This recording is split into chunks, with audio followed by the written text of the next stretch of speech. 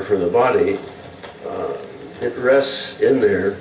If this is the nose, then as you see it, the aft end is farther behind the picture than the front end. So you can't quite see the nose completely as an ellipse, but those kinds of details are what tell you how a body is viewed with respect to your eyesight.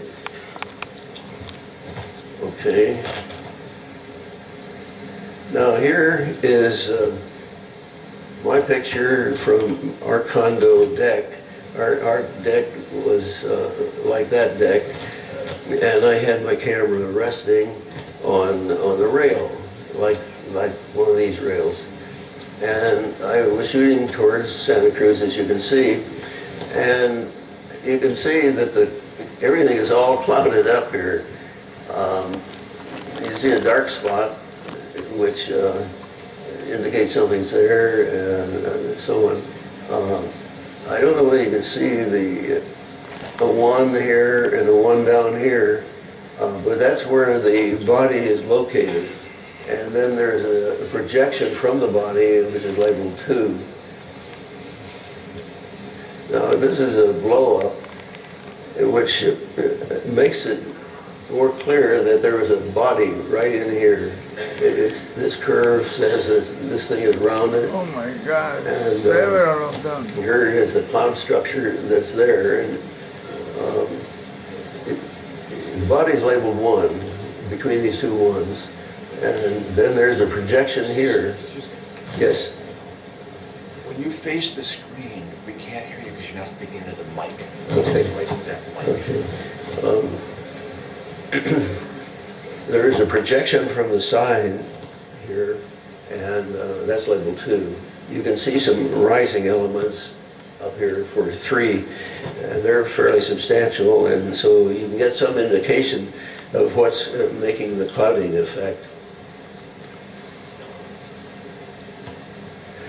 Now, there was in December, as I recall, I made a sighting from my place at a high point from Los Altos Hills.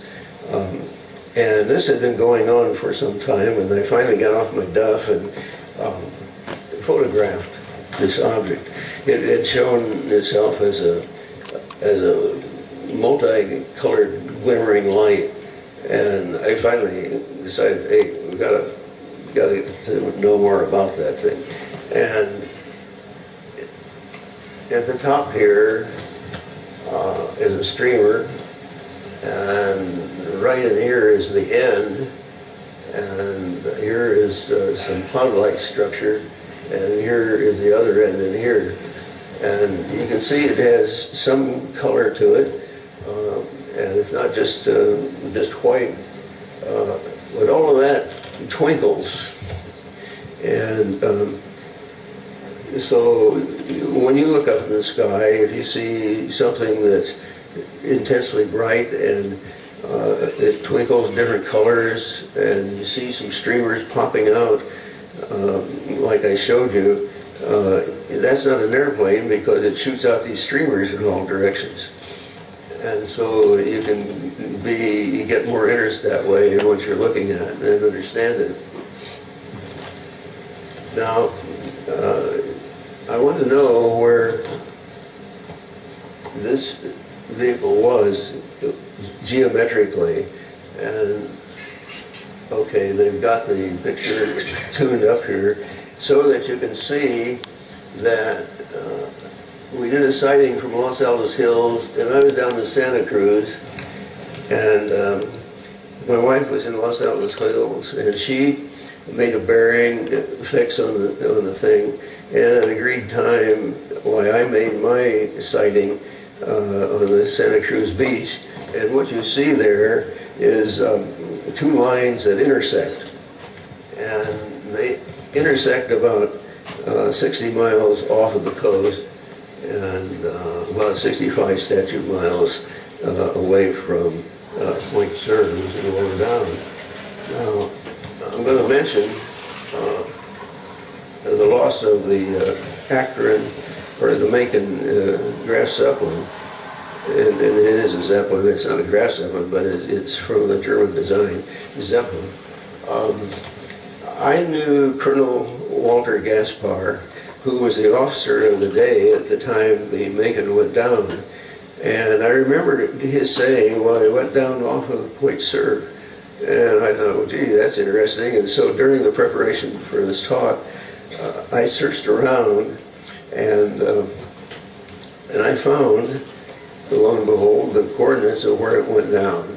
And as a matter of fact, having those coordinates, the historical department of the Lakehurst Naval Station wrote me and asked me, what coordinates did you find out?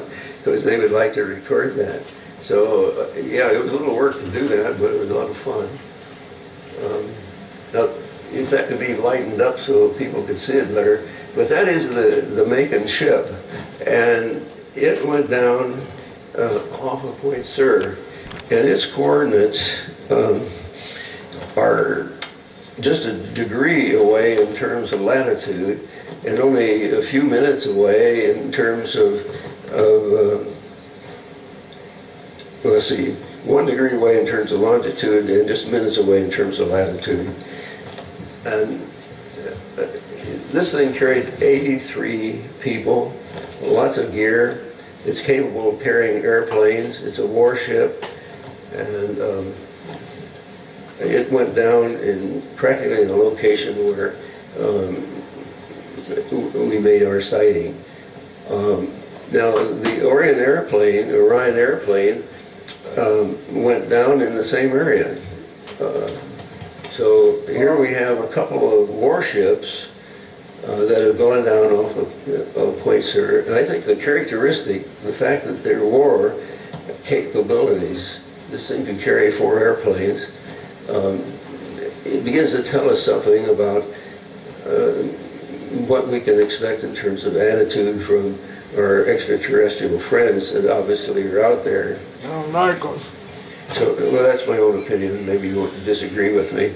I'm part of all you trying to put pieces of a puzzle together. What you're saying is they have an extraterrestrial base at that point. Belittle that in any way. It's another piece of the puzzle.